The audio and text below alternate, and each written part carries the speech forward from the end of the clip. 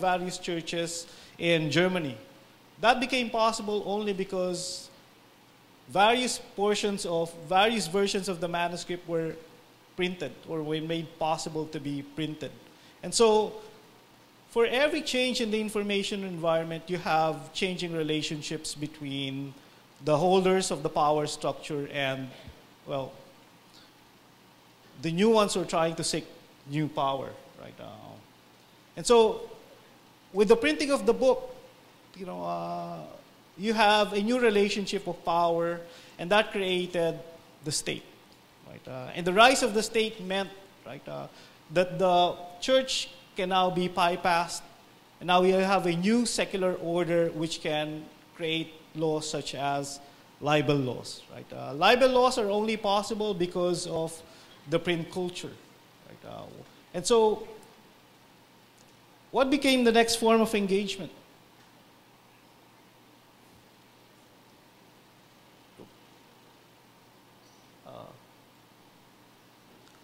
Mass media. This was the next round of revolution. Right? Whereas the book allowed people to create new forms of information, mass media, newspapers, right? Radio, TV, right?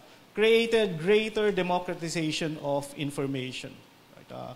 And mass media created the journalist. Right? Mass media created new rules and created new responsibilities. I've been teaching constitutional law for about 20 years now, and I can tell you the rules on libel became possible only because of the rise of the mass media. So you needed to protect a new sense of power holders. That would be the press. That would be the journalist. Right? And so, for example, the distinction between the rights of the individual speaker, right, and the rights of the press. You have separate protections, constitutional protections for the print media, and separate protections for individual speakers, and separate protections for the journalists. There is a distinction, for example, between the right of a journalist to criticize a public official and the right of an individual to criticize another private person. So in constitutional law, we talk about the actual malice rule. Right? Why? Because of the vulnerabilities that are created every time you have a new power player. So for example, public officials. Why do we have lower standards for libel when it comes to public officials? Because public officials are important nodes in the information superhighway. Why do we have lower standards for libel when it comes to public figures such as actors and actresses? Why? Because their power is dependent on their access to information as well. And so it's some kind of a give and take between those who take advantage of the information infrastructure and the ordinary citizen. It's a way by which we're able to equalize the relationship of power between the citizen and the power holder. So for example, if I'm a citizen and an ordinary citizen, I try to criticize, well, the president of the university or the president of the republic. Right? I can say anything I want. I actually have the right, the constitutional right, to manufacture false information and still get away with it because of the actual malice rule. But if I'm talking to a private person, right, the rules are entirely different. I cannot manufacture false information against a private person and publicize them. What is the distinction between the differential treatment? The distinction between the differential treatment is that a public official has access to relevant information. Right? If fake news is distributed against a public official, he can conduct a press conference. Right? If a false statement is issued against the president or the vice president, that president or vice president can conduct a press conference and defend himself or herself.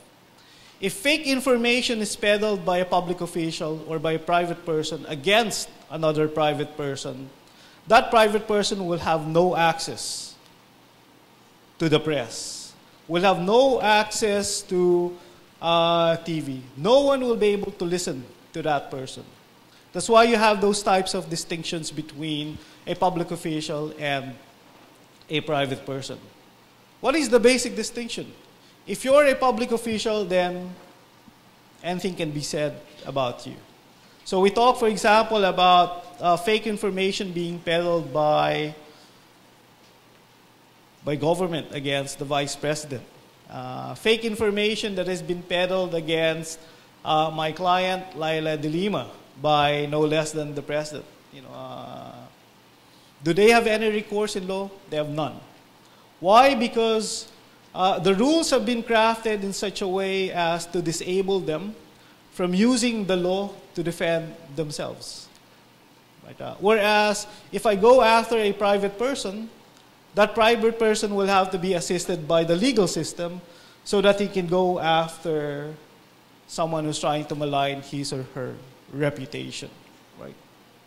So, going back to the system of mass media, the mass media has become the creator of facts. Right? And whereas the power of the church has already been bypassed, whereas the power of the government has already been bypassed, right? Whereas the power of the media has been raised to such high levels that they have become creators of identities and culture. In the late 1990s and in the early 2000s, you saw,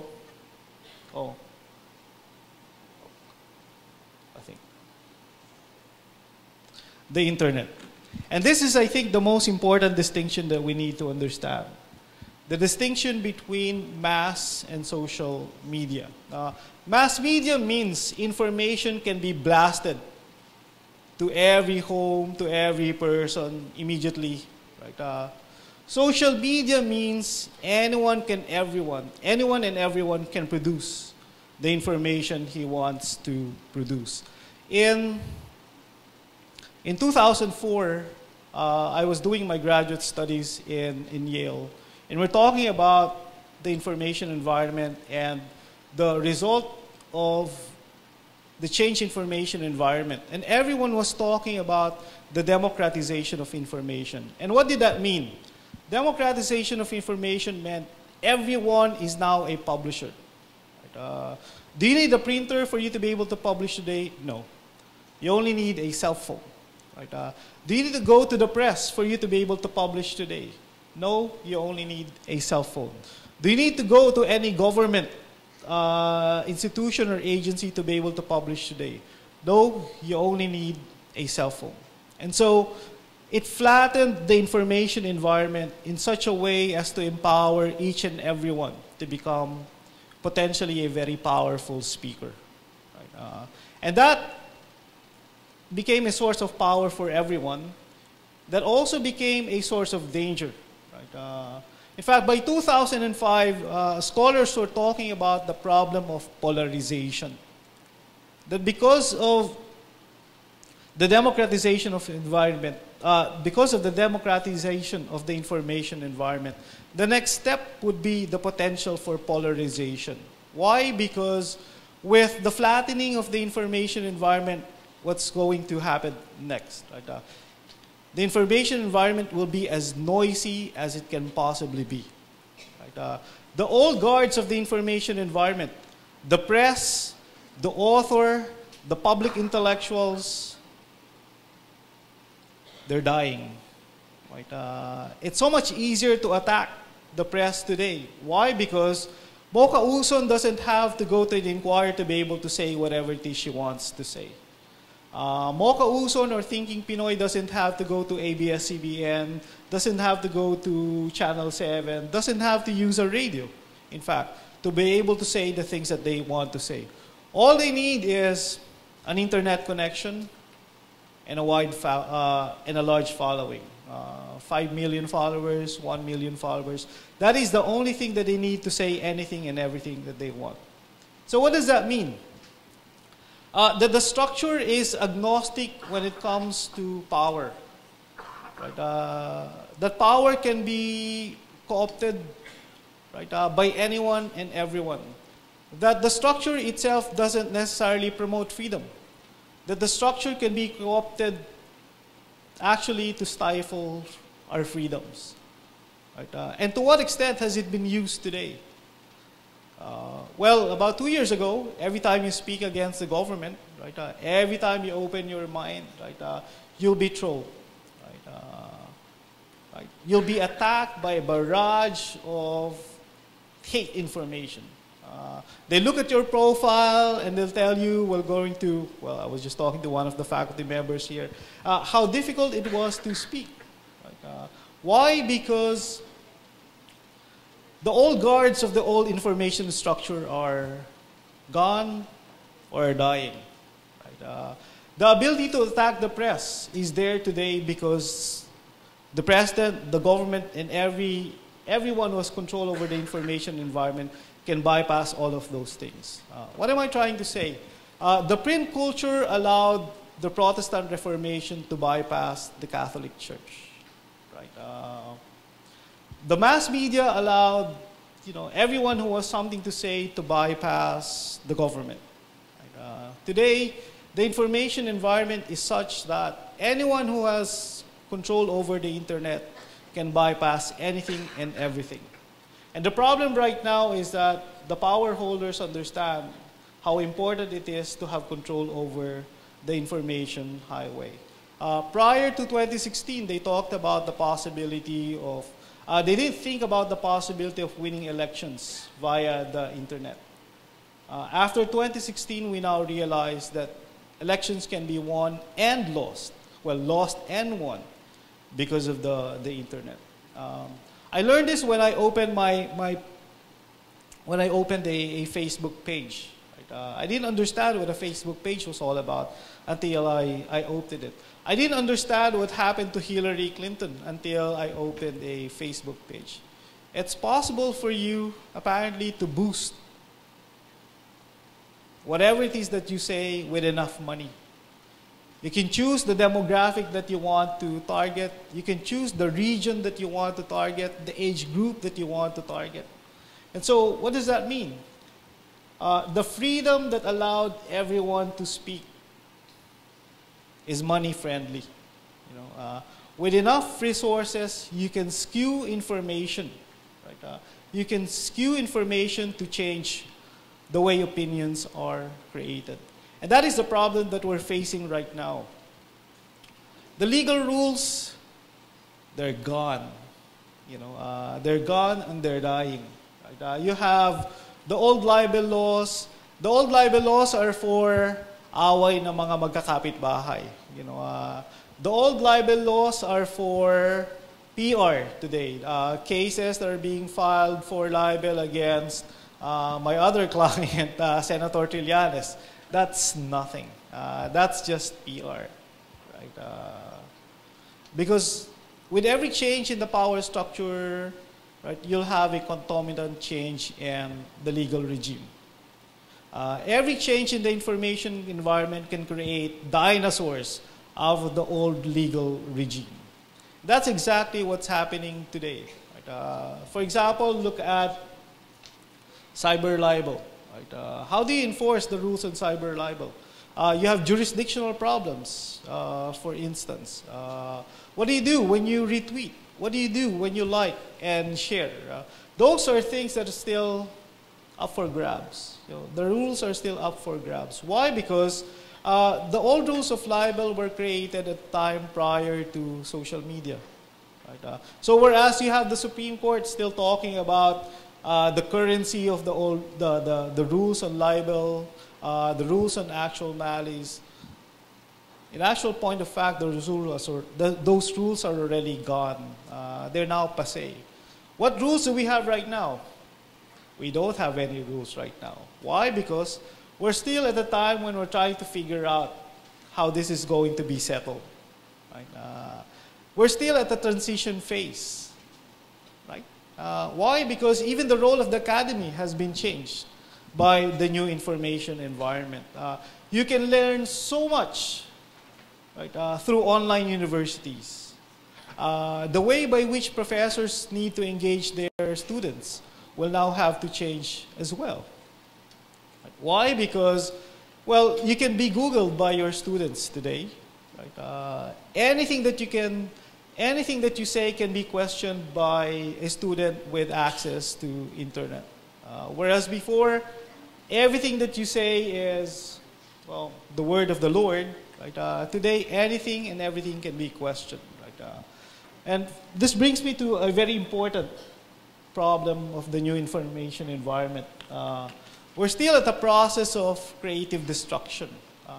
I don't know if some of you are familiar with Schumpeterian economics. Right? Every change in regime, is both creative and destructive, which is exactly how the market works. And the market for information works exactly the same way as the market for goods and services work. Right? We're destroying the old guards, we're destroying the old institutions. The government's relevance is now being questioned because of the new information environment. Who are the new power holders now? Corporations, right? Ad agencies, marketing agencies. They can create personalities, right? They can create brands. Right? And we're still undergoing this process. I don't know how long this will take because we haven't clarified the rules just yet. No? And so the facts of the old system are now under challenge, right? Which is why it's so possible right now to engage in historical revisionism. The facts of the old system were created by educators, by scholars, by journalists, who were able to create systems of verification, who were able to create systems of validation. Right? But if you have 500,000 following on Twitter, you have 5 million following on Facebook, you now have the capacity to destroy the facts of the old system. You've seen, for example, the chit-chat between Bongbong Marcos and Juan Ponce Enrile. Right? What's interesting there is not that Enrile lied. It's that now he has the confidence to lie the way he tried to lie.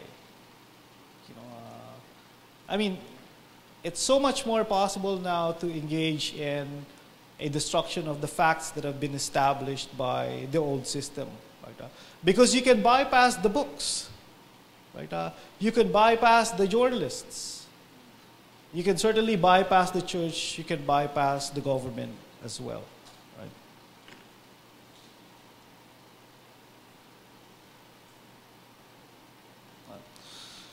So where are we going? I don't know. The rules are still up for grabs. Right? We are at a transition stage. Right? We don't know yet what's going to happen. Who will be the winners and the losers here? We don't know yet. Right? And this is not a domestic event. This is an international event. This is happening all over the world. And no country is immune to this. Right? It's only a question of the degree to which they are vulnerable. That's why the move towards greater concentration of the information environment is actually a rational move on the part of governments, because it's a move by which they want to maintain their relevance. If they don't get to control the information environment, then they will become as irrelevant as the old guards as well. So that is the problem that we're facing today. Facts are under challenge. Right? The old guards are under challenge. The old institutions are under challenge. Everything is becoming a dinosaur. Right? Who are the new power players? Well, Mocha Uson, Thinking Pinoy. Who else? The ones who sell things on YouTube. The kids who sell stuff on YouTube, etc., on some other platforms.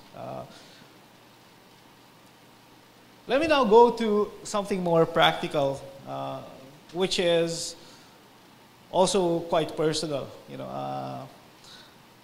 I've started worrying about what's been going on since I finished my term as Solicitor General. And I've been teaching for, like I said, I've been teaching for about 20 years now. And I felt some kind of a compulsion to try to participate in this information environment. And so, starting in 2016, I started speaking online, on Twitter, and later on Facebook. And Twitter is a very important platform for me, both as a citizen, also as an academic, because there's something interesting about the structure of Twitter, the limitation with respect to character, the construction of the form, and the challenge to be heard. Right? And for some reason, I notice some people enjoy the things that I say on Twitter. Right? And so everything that I do on Twitter actually has some kind of an agenda. And let me try to tell you what my agenda is for each and every tweet that I've said. I think I have about 15 examples here. This is actually my inspiration for this forum. Right? Without facts, we're fucked. Everybody talks about the right to information, but not a lot of people understand that they actually have a civic obligation to understand what the facts are in the first place. For some reason, because of the old rules, we became really big fans of free speech.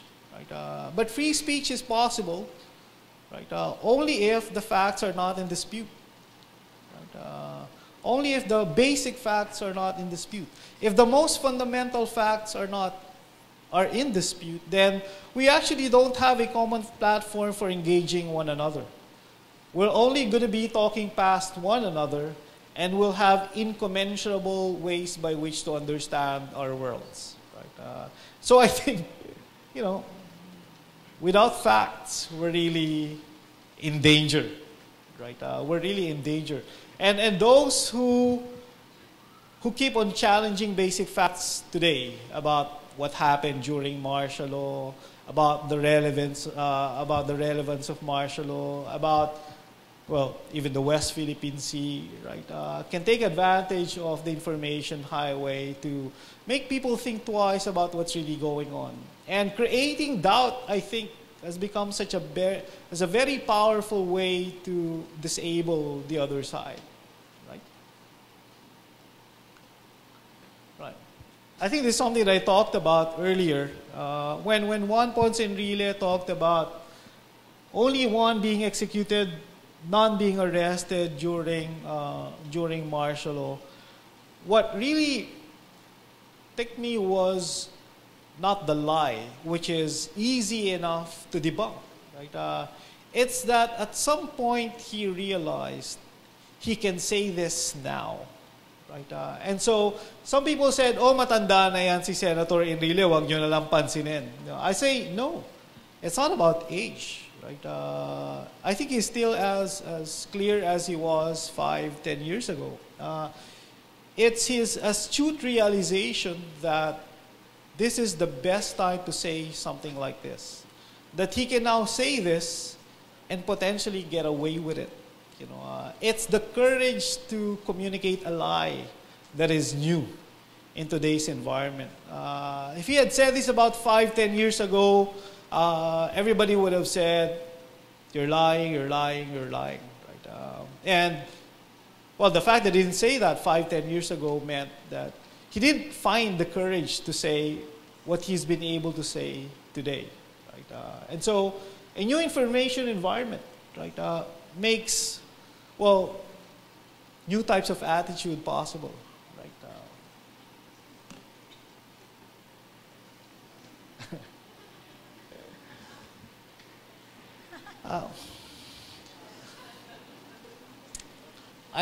What I always try to do, is to connect, Duterte and Marcos, and you need to find a way to make people realize that powerful relationship, I mean, it's so much easier still today for people to say Marcos dictador, Marcos tuta, you know. But you won't find a lot of people, depending on your community, right, talking about Duterte being dictador, talking about Duterte being tuta. Right? So I think it's very important for us to find new and novel ways to connect the two. Right?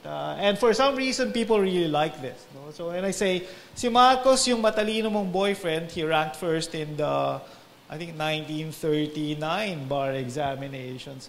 Binugbog ka, kaya hiniwalayan mo na. Actually, si Marcos, binugbog ka, ninakawan ka, umutang, at ikaw yung pinagbayad. Diba? Diba? Si Duterte, diba? Yung boyfriend mo ngayon, actually, binugbog ka, pinatay yung kapitbahay mo, binastos ka, binastos yung Diyos mo. Also, idol niya yung ex-boyfriend mo. No? I forgot to say that, you know, because sometimes natuwa ka doon sa tweet mo, tinweet mo na siya agad. You know, but I think it's very important. It's very important for people to get that kind of a connection between these two identities and personalities. No? Next slide. I thought I needed to say something about, you know, this chill culture, right, among the millennials. I think it's a form of escapism. It's also their default attitude, right? But that default attitude, I think, is a bit dangerous and is becoming more and more dangerous. It's also not non-political, right? Because in an environment where you have a lot of oppressors, environment where there's so much injustice, a passive attitude is actually a vote for the status quo. And so I think it's very important for us to learn that, you know, under normal times, it's okay to be passive citizens. You know, that's your Republican theory of government. But under abnormal times, there's an ethical compulsion to become an active citizen. And so whatever it is you do today actually is political, given the nature of what's going on. It's very difficult to say, I'll close my eyes and say, you know, be non-political and chill. Because that's only for the woke. That's only for the mulat. You know, closing your eye today, I think, is an active, you know, political statement. And I would strongly advise against that kind of an attitude. I really love my friend, you know, Harry Roque, who's also my former colleague in the law faculty, right? I mean, this is a dance that they do, right? Duterte gets to say something, and Harry Roque gets to say, well, joke lang yan, joke lang yan. So, dito na chambahan ko sila, diba? Dito na chambahan ko sila. The one time the president gets something, says something he thinks is, well, true, right? It's also an opportunity for me to say, well, according to Harry Roque, hindi kayo pwedeng seryosohin. Right? Tontuwa kayo. I also noticed, you know, that Twitter is a way by which we can connect different timelines. You know, we're very happy, for example, with what happened to General Palparan, right? Because of the things that he did, you know. But you know, the things that we highlight today have a tendency to downplay a past injustice, you know, and a current injustice actually, which is the killing of a first-year law student in the University of Santo Tomas.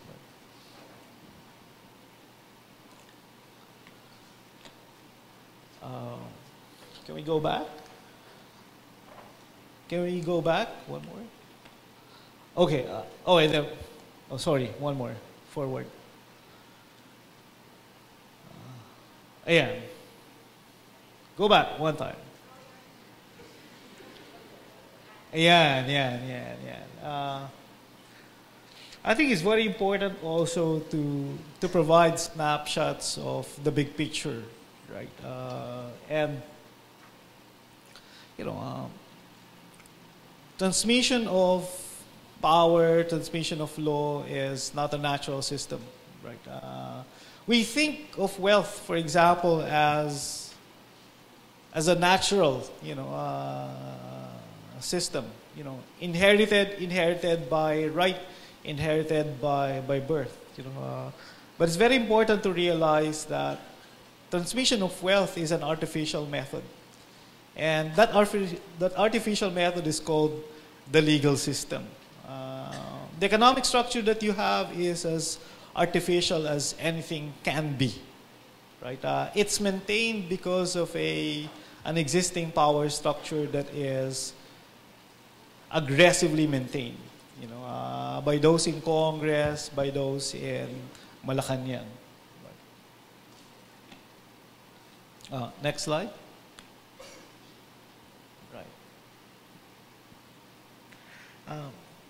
This is what I noticed today, that is so much easier, right, to divert people's attention, right? So much easier to divert people.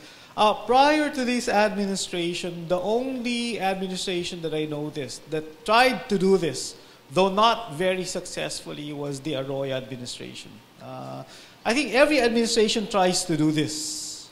Every administration that tries to do this. But there's one particular administration that has been very successful because they aggressively deploy this kind of a tactic. For those of us who built communities of opposition, not necessarily politicians, but communities of opposition, right?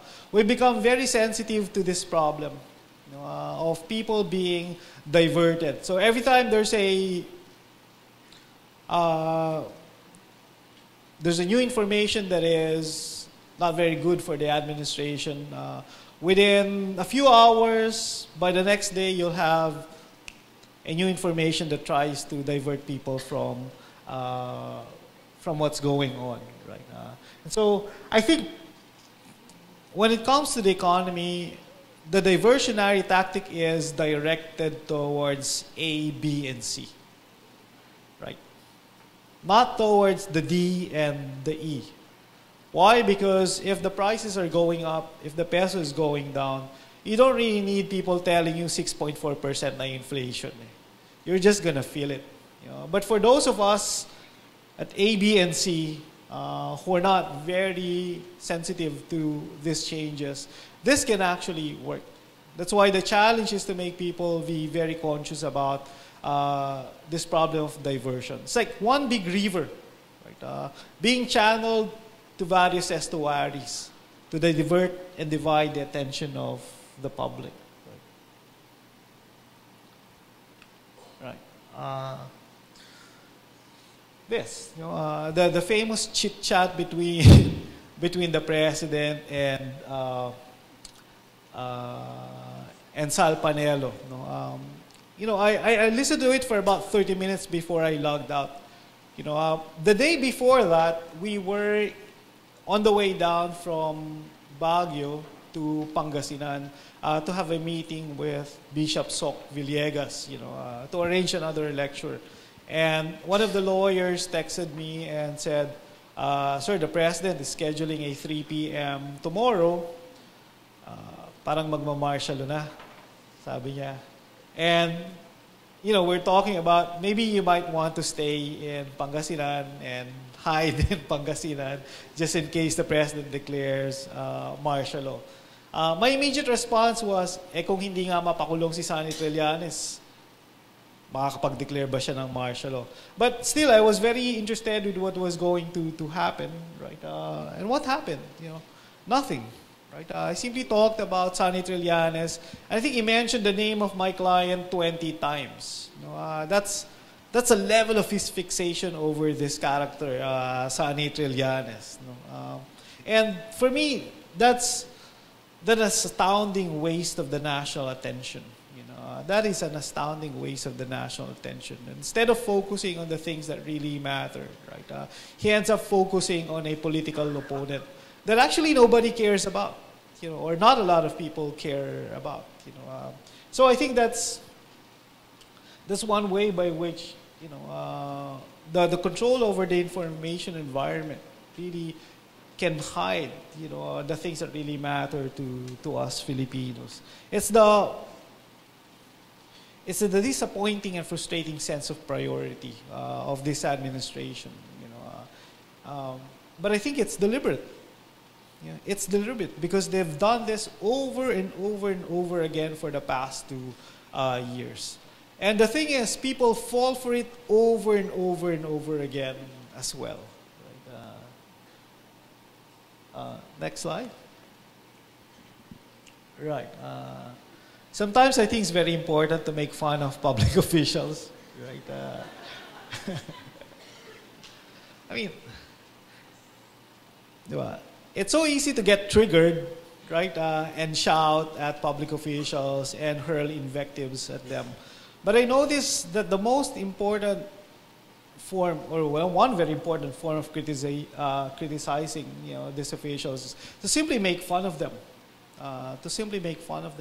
Because that opens up a lot of, a different door to the mind of the people.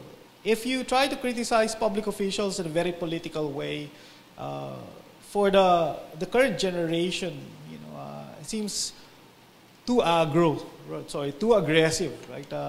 Too aggressive, and we're going to lag out because we want to be chill. But if you make fun of them, right, for some reason, members of the younger generation appreciate that more and more. They're more open to understanding what's going on through, a different way of communicating with them. Right. My point here, is to make people realize that the economy works for various sectors of our society. When you say, for example, when the government says that the economy is doing well, that the numbers are still good, the question is, good for which segment of our society? Because it's the same thing with train. If you're upper class, you don't really feel the train. Right? In fact, if you're the type who buys Land Cruiser Prados, you'd even get a discount, right? Which tells you that the members of Congress created that special discount because they love buying Prados, right? If you're middle class, then you're okay with train, or you might be okay with train because it lowered the tax rate, gave you more disposable income, and therefore, consistent with the liberal society, allowed you to decide what you're going to do with your money. But if you're D&E, you actually don't get anything from train other than increased prices. So I think it's very important for us to understand what is the meaning of the economy for different types of communities. Right? Because you have a very segmented, Philippine society. And the fact of the matter is, right, the D&E constitute an overwhelming majority of the Philippine society. So when you say the economy is doing well, you're actually talking to a very small segment of the population. Right. Sonny Trillanes is a beneficiary of an amnesty program. Right? And if you're given an amnesty, that means you never committed anything. Right? Robin Padilla is a different matter. Right? Because Robin Padilla is an ex-con who was pardoned. And if you get pardoned, it doesn't mean you never committed a crime. It only means that the consequences of the crime have been erased. But you're still an ex-con, right? And so for me, I found it very interesting that an ex-con like Robin Padilla would find himself having the authority to arrest a sitting senator of the Republic based on a patently unconstitutional proclamation issued by the president, right?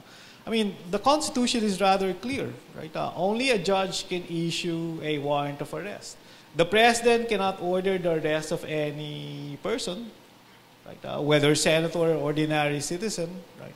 And so, Robin Padilla going to the Senate, trying to enter the Senate so he can make a citizen's arrest. He doesn't even know what a citizen's arrest means, right? it's really so interesting for me. Right? Again,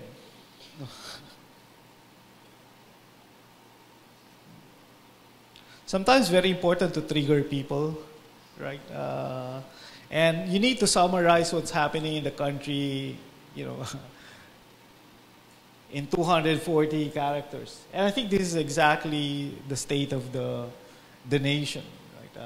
You have the most expensive government in the history of the country. It was a very soft policy on the West Philippine Sea. In fact, it's the softest possible policy on the West Philippine Sea. Was trying to jail opponents, Senator Laila de Lima and Senator Trillanes, right?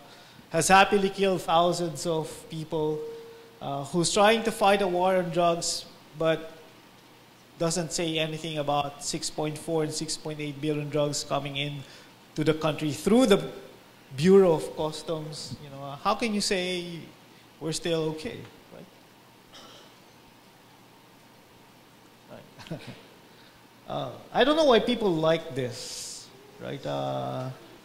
Maybe the last portion of the tweet, diba? Again, it's very important, I think, to highlight the sense of priority of this particular administration, right? As the numbers are starting to crumble, you know, even as the numbers have started to crumble, they have nonetheless focused their attention on jailing an opponent. You know, I think last week we were in Cebu talking about martial law, right? And someone said, focus about the economy, focus about the economy. And I said, yes, of course we need to focus about the economy because that's footnote 1 for what happened to Marcos. He was able to stay on for more than a decade, and it was only until the 1980s when the economy started to crumble, you know, that people started to go against him. And for me, that's a powerful reflection on the psyche of the Filipinos, right? Kung yung mga kapitbahay mo yung pinapa-aresto, pinapatay, medyo okay ka pa. You know, pero kung nagugutom ka na, parang hindi na okay sa'yo. And so I think we need to do both. We need to do both because the way I see it, the more the stomach, you know, aches, the more the economy starts to crumble, the more people are willing to open their eyes to what's happening to other people, what's happening to other communities. So we can't simply focus on the economy, we have to do both, right? Focus on the justice. You know? Right. This is what I've always thought about the president's war on drugs. You know, it's really a war against the people. It's simply a means by which the people can be pacified into silence. It's a means by which you can engage in a shock and awe policy, right, to make people hide, you know, and remain silent. When Laila de Lima was jailed, you know, people said, well, kasalanan niya kasi bumanat agad siya doon sa presidente. You know, parang hindi muna siya nag-body punches. She went straight for the head, you know. And for a while I thought that was, yeah, that's a right insight into what happened to her. The president was still very powerful. She should have stayed, you know, she should have simply shaded the president, not directly gone after him. But the more I thought about it, the more I realized that Laila de Lima was correct. You know, at the earliest opportunity, go after what's wrong and what's happening. And what was wrong was not that she spoke about it, but that so many of us kept quiet. You know, lahat tayo naghintay na bumaba yung numbers ni Presidente bago magsalita. You know, and that I think is the real injustice we have inflicted upon ourselves. No?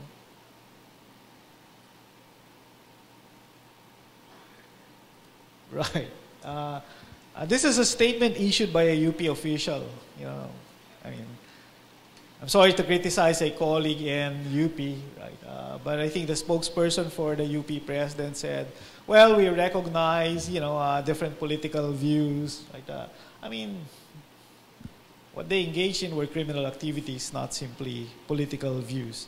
So I think we need to add the correct type of nuance to the things that they say. Next slide. Right. Minsan gusto ko ring magpatawa, no? I spoke at a movement against tyranny event, right? And for some reason, tinapat sa akin yung ilaw, hindi ko makita yung sarili ko. Ayun ako, yung ilaw na yun. So sabi ko na lang, ako ang liwanag sa dilim. Diyos. Right. Next slide. Right. I think this has become the standard rallying cry of the Marcoses. Bakit ayaw niyong mag-move on? Bakit ayaw niyong mag-move forward? I think there's a standard answer to that standard line as well. Because we haven't gotten the justice that our society deserves. We're still paying for the debts that they incurred for us, and they're back without any justice being done.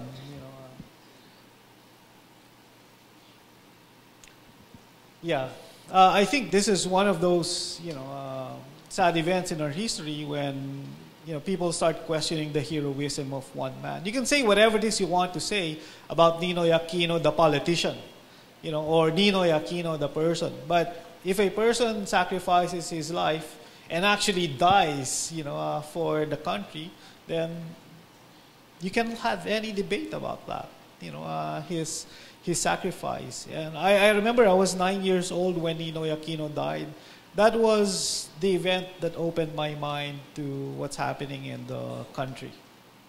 And it became a pathway towards a greater and greater realization that there's something wrong with our society, right? And I think for a lot of people as well, the death of Ninoy Aquino was a trigger, right? A trigger. Not because they saw him necessarily as a hero, but his death was some kind of a switch, just thought shift, right? That allowed people to realize that, whereas before okay lang kami sa nangyayari, ngayon parang hindi na pwede yung nangyayari. I think this is my last post. No? I mean, more and more, every time I go to a forum, I get asked, bakit kayo galit kay Duterte? Bakit kayo galit kay Duterte? Bakit kayo anti-administration? And my standard answer is, it doesn't have to be this particular president. For me, it's a point of principle all the time. If you have a president who happily tries to kill his citizens, then hindi ka pwedeng tumaya sa kanya. If you have a president who's a misogynist, hindi ka pwedeng tumaya sa kanya. If you have a president who tries to give away the West Philippine Sea, hindi ka pwedeng tumaya sa kanya. If you have a president who doesn't go to work until 4 or 5 p.m., hindi ka pwedeng tumaya sa kanya. If you have a president who has, who's fired people for too much traveling but has 2.5 billion in intelligence funds, hindi ka pwedeng tumaya sa kanya. If you have a president who's appointed cabinet officials who've demonstrable incompetence, hindi ka pwedeng tumaya sa kanya. So it's not about Duterte. It's about the things someone like him has been doing. I mean, if it were President Aquino who's done that, I'd be on the other side as well. If it were Leni Robredo doing things like this, I can imagine we should be on the other side as well. And so for me, I think the most important is to hold on to your values, to hold on to your principles, and test those values and principles, by the standard of what these guys have been doing, whoever they may be. Right? Because the moment na tumaya ka dun sa tao, then you're in danger of being blinded by the personality. But kung tataya ka dun sa mga personalities or kung tataya ka dun sa mga prinsipyo na sa tingin mo napaka-importante, di ba? Hindi ka mas madaling maloko. Hindi ka mas madaling manipula. And this is an environment where it's so much easy to manipulate, crowds. So much easy to manipulate crowds. That's why the only chance we have is to maintain the values, those standard values, like what? Honesty, integrity, commitment to facts. Yun lang, good ka na eh. I think honesty, integrity, and commitment to facts. And test those values by what everyone outside of you have been doing, then you can very well rest assured that you're standing on a comfortable platform. That's all. Thank you and good afternoon.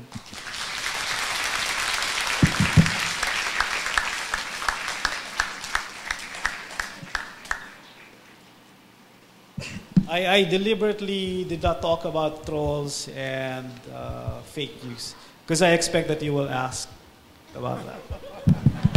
So again, let's give our guest speaker a warm round of applause.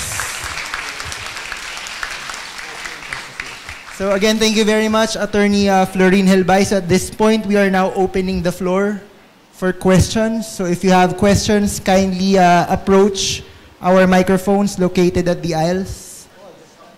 Earlier as well, our ushers distributed sheets of papers.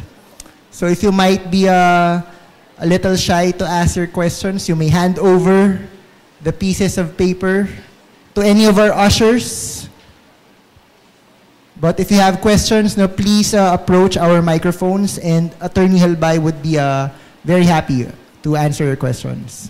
I have been informed that this is going to be the more interesting part of the event.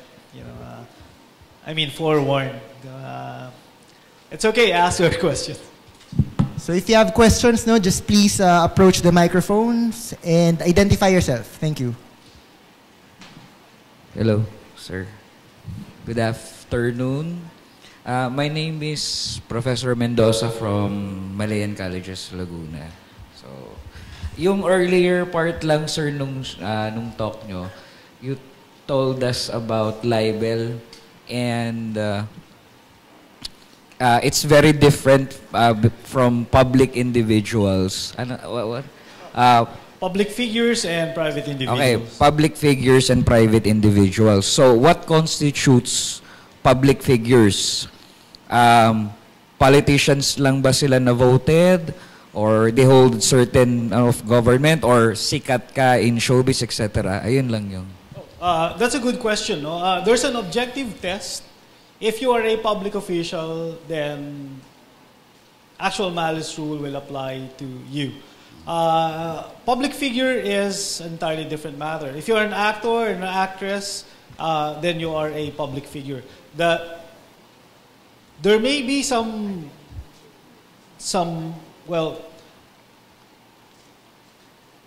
area, right, of dispute as to what level of notoriety should you have or achieve for you to be considered a public figure for purposes of the libel rule. That's a question of fact for a judge to determine. But definitely, if you're a public official, you're a public officer, the libel rules will have very low standards for you. If you're an actor, actress, you appear on TV and radio, the libel standards will be very low for you.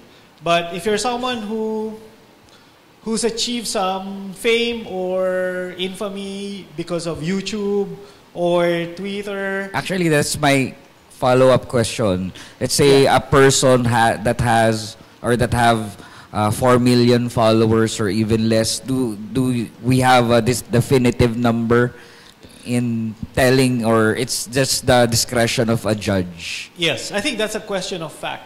Someone like, Mocha Uson is an ASEC, so she's definitely a public official. There's no doubt about it. If Mocha Uson were not a public official, she definitely qualifies as a public figure, given that she has millions, quote unquote, millions of followers, right? I don't know if it's true. So, someone like her who's on the news every now and then, who has some control over the information environment, would definitely qualify as a public figure. So it's still a bit subjective in terms of determining the public Definitely. person. Definitely. What kind of notoriety you should have to be qualified as a public figure, I think, is a question of fact to be determined by a judge. Okay. Thank you, sir. Thank you. Good afternoon, I'm Eric po. You have stated in your talk po that it has been a noisy environment since the institution of social media. And yes, in times like this, historical revisionism, noise in social media, as a student, or how can you give insights on how we are going to determine or segregate news from false information, because masyado ng maraming sources of information. Masyado ng maraming verifiable, unverifiable. How can we then determine or properly deduce what is fake from what is not? Because that is the main question or problem that seems to be hastily addressed at this point in time. The most important, I think, value today is credibility. Right? Whereas before, you had no choice. Your only source of information was TV, radio, newspapers. Right? Today, you have the internet. You can have your information from YouTube, get it from, well, even WhatsApp, Twitter, Facebook. And the necessary consequence of that was to divide the attention of the public. Facebook still denies it, but Facebook is in fact a news organization. It's no longer just a platform, right? So for students, I think the most important thing is to realize that the traditional networks are still more credible than people like Mocha Uson. For one reason.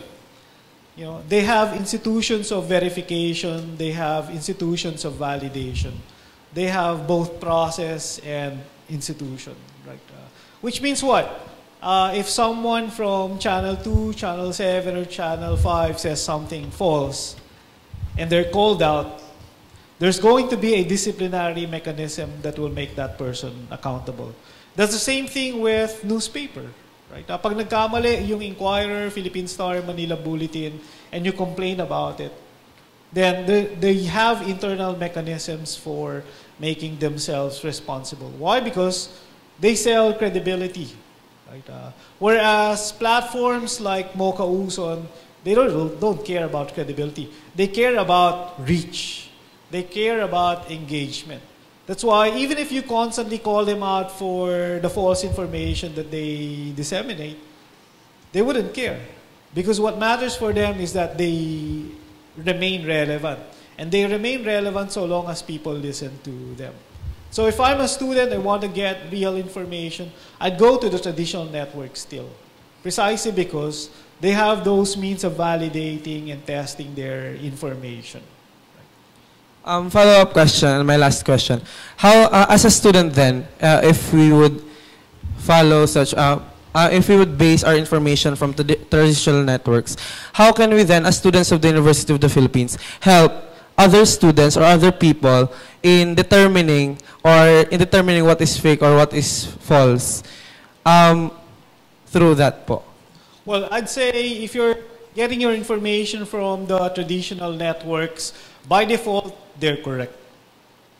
Because the information has been vetted. And so you can rest assured that a process was conducted to vet that kind of information. Whereas if you're getting information from Facebook, from a social media influencer, I don't think you can give that person any default, credibility. Unless you've had prior engagement with that person, and so you can trust that person. Sino ba yung influencer na sa tingin mo pagkakatiwalaan mo? I don't know. Someone who's not a newsreader or not with a network. Diba? Say for example, the dean of your college. Suppose the dean of your college is very active on Facebook and Twitter. and you've interacted with your dean, you trust that person, you know that that person is a person of integrity, then by default, you can rely on the information that's provided by that person. Right? Which is the same thing with networks. You don't know the ones behind the networks. Diba? But because that's their professional task, then you can rely on that professionalism as basis for saying, well, maybe what they're saying is probably correct. But with respect to everyone else, you cannot by default believe what's being said and distributed. Thank you. That would be all. Sir, magandang hapon po. So, ako po si Mark from CFNR. Sir, sinabi niyo kanina na dun sa end ng inyong lecture na ayaw niyong tumaya kay President Duterte because of such things, na kanyang mga characteristics or anything na nasabi niya. So, established naman na kayo po ay dating Solicitor General ng previous administration. So, my question is, bakit po kayo tumaya, pati pato panabla kay former President Ninoy Aquino, even though, although alam naman natin ng PDAP scam, sa 44, and the Yolanda events. So, that's my question, sir. Hindi ko maintindihan yung relasyon ng hindi pagtaya kay Presidente Duterte doon sa pagtaya sa kay Presidente Aquino. Sa akin, malinaw na kahit sinong presidente, kung ito yung ginagawa niya, hindi ako pwedeng tumaya sa kanya. Kay Presidente Aquino, hindi naman ako tumaya sa kanya. Inappoint niya ako na Solicitor General. So ang ginawa ko ay ginawa ko yung trabaho ko, and pwede kong sabihin sa iyo na kahit minsan hindi ako kinausap ni Pangulong Aquino tungkol sa isang kaso. In fact, pwede kong sabihin sa iyo na inappoint niya ako nang hindi niya ako kilala. Kung ako yung presidente, hindi ko ako mag-appoint ng isang Solicitor General na hindi ko kilala. Dahil abogado ko, alam ko kung gaano ka-importante yung abogado na pangunahin. So ano ang ibig kong sabihin? Kailangan mo akong husgahan dun sa ginawa ko bilang Solicitor General. Hindi dun sa opinion mo dun sa presidente nag-appoint sa akin. Dahil yung sa 44, yun yung cargo ng presidente kung ano man yung naging pagkukulang niya doon. Ako, wala akong kinalaman doon sa 44. Doon sa PDAP scam, hindi ako kongreso, hindi rin ako presidente. Yung relasyon ko doon sa PDAP scam nung sinampa yung kaso, ang sinabi namin doon sa Korte Suprema, kailangan tignan nyo yung gagawin ng presidente kung tatanggalin nga niya doon sa budget. Dahil tinanggal nila yung PDAP doon sa budget. Sinabi ko rin na kapag yung PDAP tinanggal nyo at dineklara nyo na unconstitutional, ang mangyayari yung pera na kinukurakot ng mga congressman at mga senador, mapupunta lang sa baba. Iilalim lang siya. At yun yung nangyari at nangyayari ngayon. Sir, thank you, sir. I just want to hear your side of the story. So, can I have another question, sir? Of course, of course. Sir, based dun sa nilabas ng Liberal Party na senatorial bets nila, you are one of those they're betting to run this upcoming election, this 2019, right? So, sir, without using any other names like President Duterte, the Liberal Party, as an individual, how can you gain votes this upcoming senatorial election given the fact that you will, assuming that you will run this upcoming election, sir? Again. Sir, how will you gain votes these 2019 elections without... Gain? Yes, Gain votes, yes, sir. sorry. Without using President Duterte, without using the Liberal Party or any issues. Just you being attorney. Di ko rin maintindihan yung tanong. Sorry, sir. How will you convince people to vote you this upcoming 2019 elections without using issues? Just an individual yourself, sir. How will you gain votes? Hindi ko maiisip na pwedeng ihiwalay yung mga issue ng administrasyon na to sa eleksyon ng 2019. Kasi kaya nga nagkakaroon ng eleksyon para tumaya yung mga tao dun sa issue. And so hindi ko pwedeng sabihin na, assuming natatakbo ako, no? Tatakbo ako bilang isang senador, isa akong profesor, Isa akong batang tundo, scholar ng bayan, #1 sa bar, Solicitor General na nagpanalo ng Philippines versus China. Sa tingin ko, hindi ganun yun eh. Sa tingin ko, kung tatakbo ka bilang isang public official, whether for Congress, barangay, or the Senate, tatanungin ka, ano yung tinaya mo dun sa mga issue? Sa issue ng patayan, ano ang taya mo? Gusto ko na pinapatay yung mga mamamayan. Diba? Sa issue ng West Philippine Sea, anong taya mo? Gusto ko na pinapamigay natin yung West Philippine Sea. Sa issue ng droga, ano yung taya mo? Okay lang sa akin na nakakapasok yung droga doon sa Bureau of Customs, 6.4 billion, 6.8 billion. Bobotong ba yung ganun tao? Sa tingin ko, yung eleksyon, yung karakter ng isang eleksyon ay tayaan doon sa mga issue.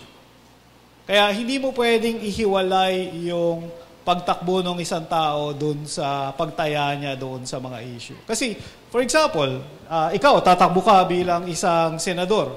Diba?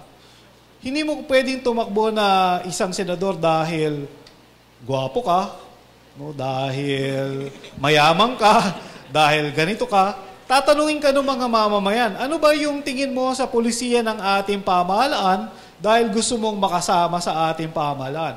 Ano yung taya mo doon sa train?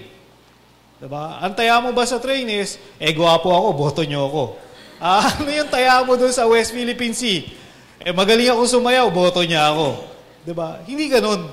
Hindi mo mahihiwalay yung issue. And I'm not talking about myself, I'm talking about anyone and everyone. And I'm hoping that everyone will see this from this lens. Na kung kayo, magiging participant kayo ng election sa 2019, bumoto kayo base dun sa kung paano nakataya sa issue yung mga tumatakbo. Hindi dahil sa pro-Duterte or anti-Duterte. Tao lang yun eh. Tao lang yun. Tumaya kayo dun sa mga issue. Sa tingin ko, yun napaka-importanting dapat gawin ng mga mamamayan. Sir, thank you po, sir. Salamat. Good afternoon, sir. My name is EJ, and I'm on my second year of Master of Arts in Communication Arts. I am more concerned about the legal aspect of invasion to privacy when it comes to social media. Practically, with the availability of camera phones right now, anybody can just take a video or a picture of you in public, and pwede ka pong i-post. Pasikatin natin si kuya. Pasikatin natin si ate. This usually happens kapag halimbawang meron kang heated arguments with customer service or with anybody. And then I get the popular argument that they have a right to post what you did because you have made your act public. You did it in public, they saw you in public, they captured you in public, and then they will post you on Facebook for public opinion, for the public to judge. And then they just don't know how detrimental that is to their reputation and to your image, especially when it starts to involve your family and the person around your circle, your colleagues. Do the victims have a legal ground to sue whoever that is that publicized them? Or is this all part of yung wala pa tayong rules? Are the old libel laws applicable to this kind of scenario, sir? You know, I'll tell you what the practical value of the laws are today. The practical value of the laws today is for purposes of threatening people. Yun lang. Not getting a particular result. Kunyari, kinuha lang kita ng picture, di ba? Nasa CR ka, diba? Kinuha lang kita ng picture, right? And then, that happens to be, very compromising photo of you, right? Pag na-post ko na, sira na yung reputasyon mo, di ba? Na-post ko na, sira na yung reputation mo. Saan ka pupunta? Punta ka doon sa Department of Justice. Diba? What can the Department of Justice do? They will undergo a process and file a lawsuit at some point. You have to go through a judge to get damages from that person who maligned you. Diba? Yeah, that's okay because that's a clear case. Right? But kung nag-aaway tayo, Tapos nakunan tayo. ha? Tapos nakunan po tayo. Yeah, nag-aaway tayo, for example, or, you know, a traffic altercation. And I feel na you're starting to make threats. Ano yung gagawin ko? Kukunan kita, video kita, because that's also for my protection. Is that a violation of your right to privacy? No, I'd say, well, that's already a public event. Kasi a crime being committed in front of me and against me is a public event, and the evidence is being gathered. I'm gathering the evidence for purposes of protecting myself down the line. Diba? So, what I'm simply saying is, ako yung abogado, hirap na mag-create ng, to understand, you know, and apply the nuances. Paano pa kaya yung mga mamamayan? Why? Because like I said before, the rules are still changing. The rules are old rules meant for the old information infrastructure. I'll give you the story of, say, Facebook. Kung hindi nyo pa alam yung Facebook, and then I tell you, like, we're creating a new platform where pwede ka mag-provide ng picture mo, ng videos mo, ng kung ano man yung nangyayari sa'yo. 10 years ago, people have said, that's crazy. That's crazy. Why will we post the things that we feel? Why should I post photos of my bedroom? Why should I post photos of my, private parts, diba? On Facebook? But look at the change information infrastructure that we have today. People do that by default. And so you're no longer talking about violation of the right of privacy. People have actually given up their rights of privacy by being on Facebook. Diba? We are now a society that by default wants to say and distribute any and all information about us. Konti na lang nga yung sa atin yung nag-filter ng information about ourselves. Ano ba kinakain mo ngayon? Kukuha naman ng picture, post mo sa Instagram. Diba? Ano yung comment mo dito sa movie na to? Kuha na ng picture, post mo sa Facebook. Diba? By default, we have found the voices to speak, and we haven't found the silencer yet. Diba? We haven't found the silencer yet. Because by default, we really enjoy talking about ourselves. Diba? And the platforms are meant to take advantage of that built-in, genetic predisposition to communicate. Diba? Genetic predisposition to belong. I think that's the value of these social platforms. Nakalimutan mo na yung privacy mo, in fact. The sleight of hand of Facebook is not to, to invade your privacy. Not that they found a way to invade our privacy, but that they have found a way to allow us, make us believe that it's okay to open up our private selves to anyone and everyone. Diba? And the rules are still trying to, to catch up to that new information environment. The lawyers are way behind. Congress is way behind. We don't know what privacy means today, in fact. Diba? Thank you, sir. I'm Mervin po. So yun. Before I start my question, a bit context. Kasi 3 weeks ago, if I'm not mistaken, several social networking sites such as YouTube, Facebook, and that had actually censored and banned the production of Infowars, Alex Jones' Infowars in accessing Facebook and that.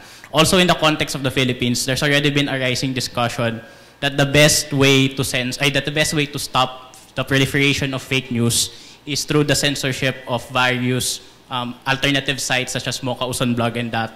So then the question is, what is your say about this type of proposal given to us by the people? Should we support the action? Should we coerce social networking sites to actually censor these social alternative media sites that promote fake news? So yun lang po. Am I in favor of Facebook policing? Parang ganun na lang po. Policing fake information? Policing fake information in the sense that there's an outright banning of using Facebook as an alternative to proliferate your message, parang ganun po. Yeah. Well, the problem today is prior to Facebook, the police of information is the state. Kaya nga tayo, big fans tayo ng freedom of expression. Diba? Ayaw natin na yung Estado nakikialam dun sa ating iniisip, dun sa ating sinasabi. But the unique feature of Facebook is that it's a private platform. Diba? It's a private platform, which means na pag nandun ka sa Facebook, pumayag ka na maging kasama ng environment na iyon. So does Facebook have the constitutional right to police the information within its own environment? The answer is yes, because it's still a private network.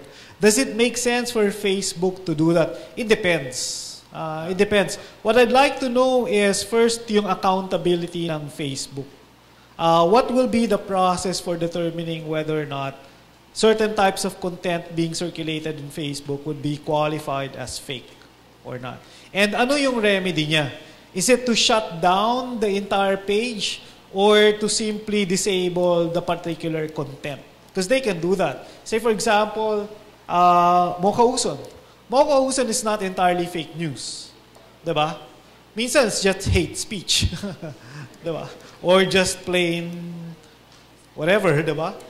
And so, I wouldn't be in favor of shutting down Mokauson entirely. Diba? Because there's a lot of things that she says that I don't agree with, but I don't consider fake news or fake information. So what I'd like to know first is, what are the community standards on Facebook and what are the processes by which they will exercise the power to delete a post or shut down a particular page. I think there are cases where you have pages that are dedicated fake news sites. Diba? And if they can prove that, then shut them down. Shut them down. But for pages that make mistakes, for example, or hide behind free speech rules, hindi mo siya pwedeng i-shut down. Diba? Can I have follow-up po? When you said na diba, private enterprise naman po si Facebook and it has its own interest, pero nagbabasa po ako ng mga articles na nagde-defend sa mga ganitong types ay yung market daw po ng Facebook, YouTube and that caters to the public space. Kaya daw hindi daw legitimate yung pag-censor ng Facebook nung mga media sites like that. So how do we settle that kind of issue po? Well, I can speak from a constitutional standpoint. No? Because Facebook is still a private entity. It can do anything that it wants, technically. Diba? Kasi private entity pa sila. It's like saying, okay, gagawa ako ng e-group. Private na e-group lang. Can I determine the rules of that e-group? Yes. You multiply that by several billions, that's Facebook. It's a large social networking site, but the basic platform is a private platform owned by a company, Facebook. It's not owned by the government. What can potentially happen? Well, government, meaning the United States, can declare Facebook as a place of public accommodation and therefore subject to regulation. Will they have the power to do that? Yes. Will they have the courage to do that? I don't know. If Facebook has the power to make or break politicians, then you can imagine politicians will stay away from Facebook kasi takot sila dun sa corporation. It's like politicians being afraid of say ABS-CBN or Channel 7 or CNN. Diba? That's exactly the problem that we face today. But from a legal standpoint, of course, Facebook is a private entity. They can construct the rules of their own environment. And therefore, kung ayaw mo dun sa rules ng Facebook when it comes to decency, when it comes to certain community standards, umalis ka. And that's a standard legal response. And that is the regime that you have right now. Thank you po. So yun po, good afternoon, I'm Anne from ComArts. Yung question ko po kasi in relation din with trolls. Kasi the current situation, the current landscape that we have now is we have like, we all know that there are numerous people out there in charge of these accounts, and then there's even maybe a single person can hold at least 30 troll accounts. I've known people and colleagues who have engaged in this type of activity even. So engaging with them just makes them earn more, and it's counterproductive kasi when they earn more and they get more exposure, their words are spread. So how do we deal with this, not just as a student, as a part of the academy, but as a normal person would? Because it's very hard to discern what you're gonna do when you're faced with the dilemma na there's this troll trying to engage in what you're saying. I have a basic policy on Twitter. Pag binuro mo ako, block. Diba? If you respond to something that I say with reason, like you don't disagree with what I say, okay, sige, salita ka. But I generally don't respond. I almost never respond. The way I see it, I mean, this is my personal attitude towards tweeting. Pag sinabi ko na, sinabi ko lang yan. Diba? Kayo bahala kung you agree or disagree. If you want to engage me, that's fine. Diba? In rare instances, I'll respond. But if you brand me yellow, if you go back to certain things that President Aquino did or to Cory Aquino na wala akong kinalaman, pag minura mo ko, simple lang yung policy ko, I'll block you. Which means you have to set up a new account to see what I say on Twitter. And that's a penalty for saying bad things to me on Twitter. You have to set up a new account to see the things that I say. So I see it as a privilege. You know, that's always been my attitude. What I say on Twitter is a privilege. Kung gusto mong tingnan, tingnan mo. If you disagree, then disagree. If you comment, then you comment. But pag minura mo ako, you're out. Diba? On Facebook, yeah, because the cost of engaging them is money to them. Binubuhay mo sila. Engagement is the air that they breathe. It's what allows them to make money. So parang inumpog mo lang yung sarili mo kapag in-engage mo sila. And there's no point in engaging someone who has, 50 cell phones in front of him, clicking and posting the same post against you. Diba? And then, there's no rational conversation possible. Kasi all they're there is to create an impression that they're disagreeing with you. Or they're trying to demean your character. So it's really pointless to do that. I've also blocked people that I think are being paid by the administration. Yung mga talagang propagandista. Diba? Because I won't allow them to use me as a platform for their propaganda. So mablock na lang kita. So if you want to know what I'm saying, you have to create a new account, diba? And stop tweeting, hate speech against me. On Facebook, I think it's an entirely different matter. When I started doing Facebook, I created a page. That was because of a challenge issued by some former students. Ang sabi ng mga former students ko, sir, okay ka sa Twitter kasi matatalino yung nasa Twitter. Diba? Totoo naman. Matatalino yung mga nasa Twitter. Tingnan natin kung ano mangyayari pag pumunta ka sa Facebook. So, after thinking about it, okay, sige, let's see whether or not Facebook will respond. I think the first 2 months were a bit challenging because every time you wake up, as in, dudumihan talaga yung page mo with anything and everything, So you really need to ban and delete, a lot of them. Kasi nga, trolls lang talaga. But recently, we noticed something. In particular, dun sa page that I maintain. If I say something very critical and the trolls come out, they're engaged by those who follow me on Twitter. So tinitingnan na lang namin kadalasan ngayon kung sino yung mga bubugbog dun sa mga trolls. Parang practice ba nung mga o nung mga kumukontra dun sa mga troll. But every now and then, I think kung puro mura yung sinasabi, it's hate speech, then I think we have an obligation to ban. People say, nang bablock ka, ayaw mo ng dissent, ayaw mo ng debates, etc. I mean, kung ang gagawin lang ay murahin ka, diba? I think parang engot ka naman kung ididebate mo pa talaga. So I think that's the new environment that we're facing. Whereas before, I say something here and you try to discuss with me. Then I can engage you. Diba? But if I'm talking to someone who's paid 500 pesos per hour to operate 50 to 100 cell phones to try to malign me, then I need to be rational and respond rationally. And that is block, ban, and delete. You don't exist. Diba? Ganun lang. Yun yung, at least that's my policy. Follow-up lang po, sir. Is there a legal basis for like to reprimand these people who engage in that type of activity and propagate news? Kasi as you have said kanina, for example, when politician is maligned, he has the capability to sue or like press legal charges or whatever. But in terms of legalities, do we have anything na would solve I'll give you an example. Suppose I'm selling Jollibee and you're selling McDo. Diba?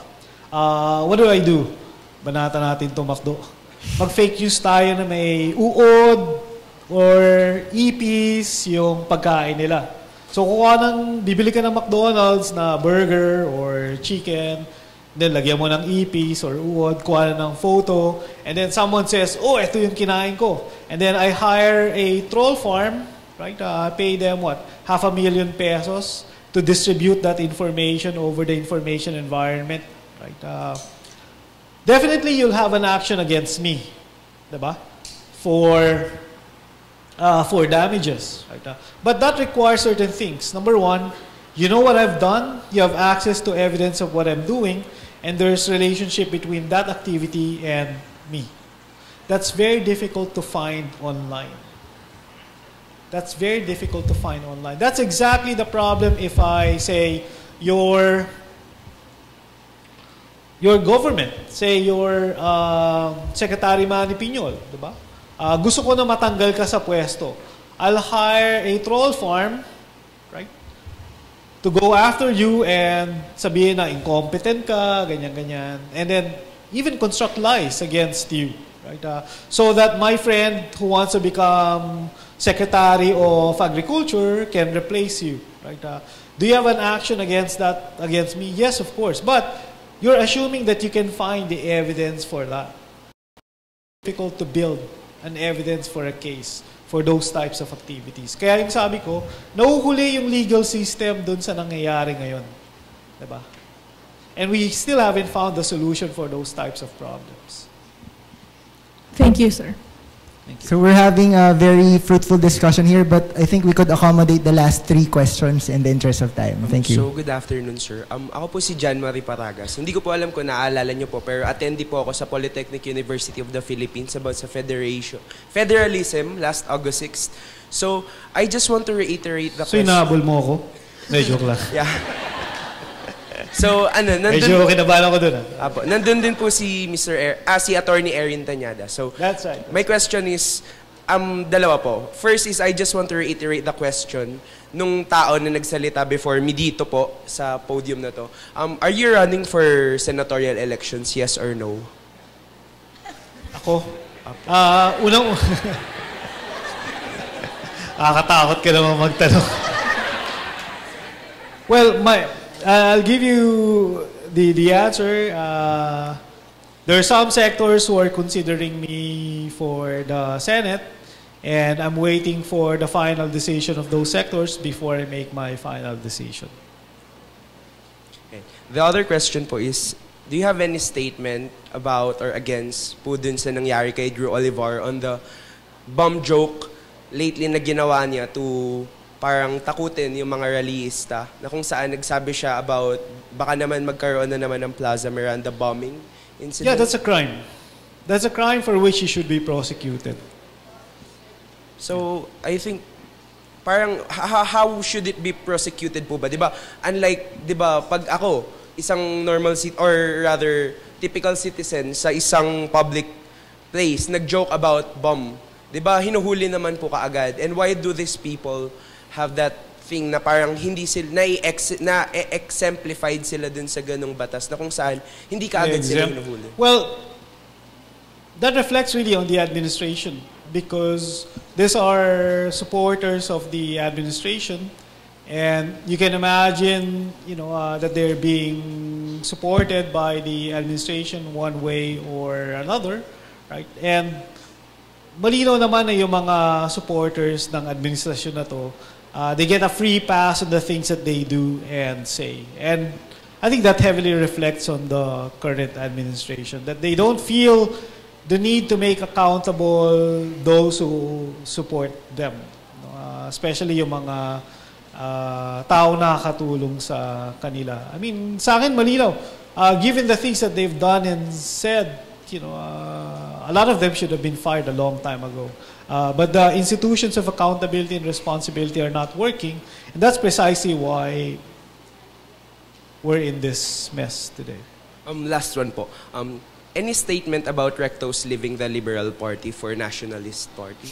I'm not part of the Liberal Party. I don't have a party, and so I can't, or at least not yet, have a party. Well, I think it's simply a reflection of the current culture that you have right now, that a party exists for the convenience of the politician. That's why you have this phenomenon of balimbings. That's one of the problems that we have, is that we don't have party discipline, you don't have party loyalty. And I think that should be addressed through the Congress. I'm a big fan of party discipline.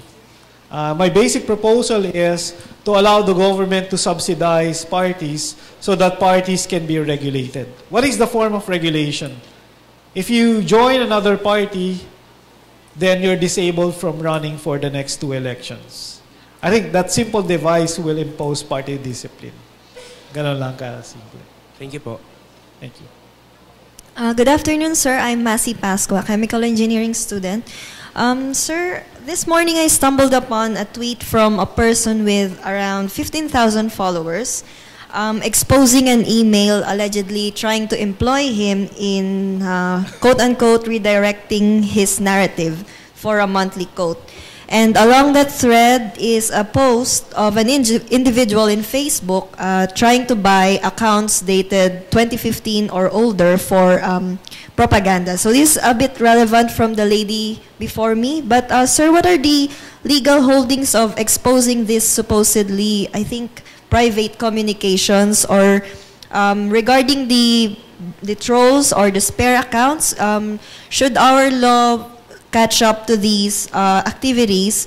Would these present account buyers be liable in the future, or will they be safe as long as there hasn't been a law constructed for it? Okay. Are you worried about the email that proposes to hire for a troll farm, or are you worried about the fact that someone is hiring for a troll farm? Actually, both, sir. I'm in one side, I am concerned about sort of exposing private communications, because Yes. earlier it was we talked about wiretapping, and another is the activity of buying accounts as well. Well, I'm not even sure. I have a preliminary concern kasi I'm not even sure whether or not that supposed email is a real email. How do you even prove that that is a real email? Because I could very well invent a new account, email me with exactly the same proposal and say, oh, look, may mga na-propaganda and nagbibili sila ng mga accounts. They want to buy me. Diba? So, how do you even prove that in the first place? You can't. Yeah? You can't.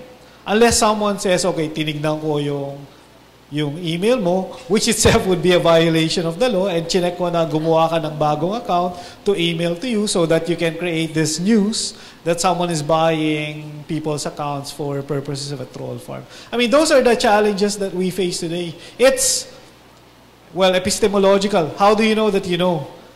How do you know that that is in fact true in the first place and not invented? Sir, let's assume that it is an authentic email from a person or a corporation, would exposing this email or form of communication hold any legalities? Well, I'd say it rises. I haven't read in particular the content of that email, but if I were the one being sued, I'd say it rises to the matter of a matter of public interest and therefore newsworthy. Therefore, kahit private yung communication, pwede ko siyang release because it's newsworthy for me. That would be my basic defense. Thank you very much, sir. Thank you. Hi. And in fact, the fact that it's been shared how many times? 15,000 times, 20,000 times, means that people found it newsworthy enough. Hi, good afternoon. I'm Brian. I'm an MS Development Communication student. I would like to share one of our culture and media's discussions in class because I think it is connected to our topic this afternoon. Media has the ability to maintain workers' unrest at the level of only moaning and groaning rather than to escalate to revolutionary fervor.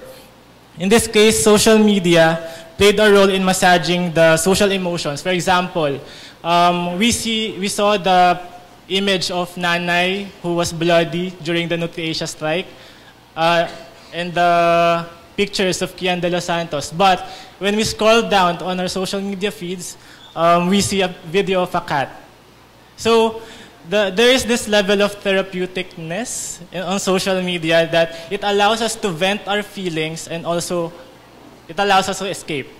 So compared to the farmers, to the indigenous people, to the workers who have little to no access to social media. So I would like to know, considering these points and other feelings of social media as we have talked about this afternoon, I would like to get your insights on how social media can play a role in inciting a revolution. Do you think another people power would be possible via the use of social media?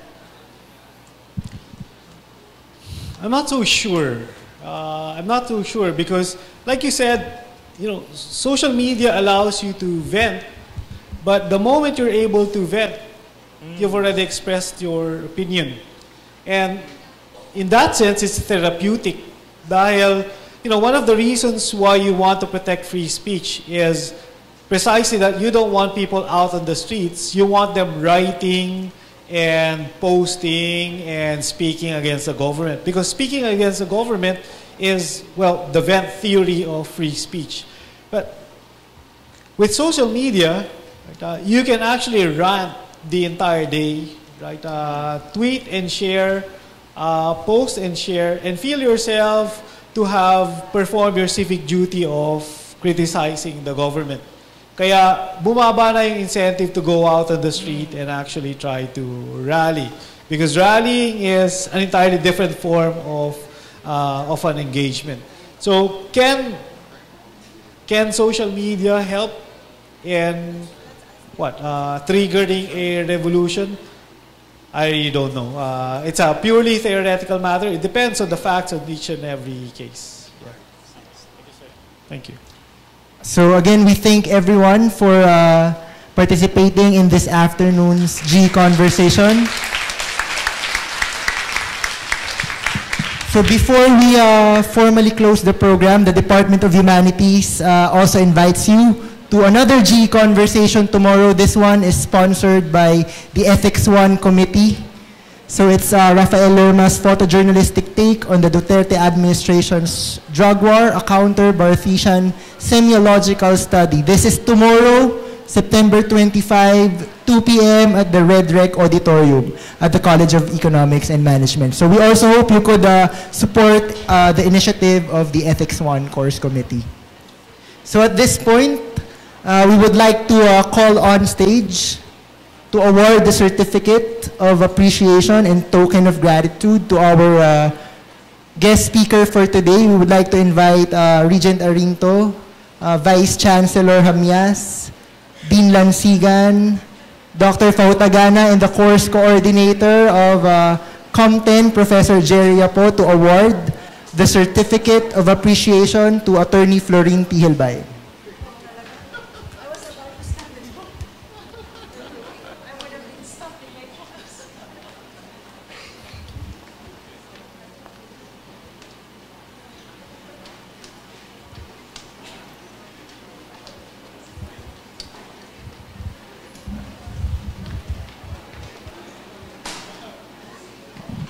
Hello, okay.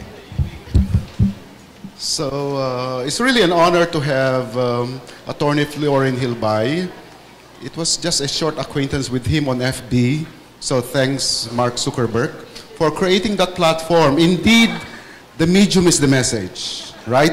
Okay, so this certificate of appreciation is given to Attorney Florent Hilbay, UP Professor and former Solicitor General, for serving as a speaker in this first GE conversation on framing engagements in social media, legal and ethical perspectives, given this 24th of September 2018 at UPLB College Laguna, signed yours truly as the course coordinator for COM10, Leonora M. Fogtagana, the chair of the Department of Humanities, Rolando G. Panopio, Executive Director of the GE Council, Felino Pilansigan, Dean College of Arts and Sciences, and Vice Chancellor for Academic Affairs po sa G. Lapitan. Maraming salamat, and we wish to have you back talk on the more serious concerns like the West Philippine Sea and constitutional amendments, etc. Maraming salamat po. These wines are UPLB produced, so I hope that you will have time to do more serious reflection, okay, on a lot of issues. Maraming salamat po.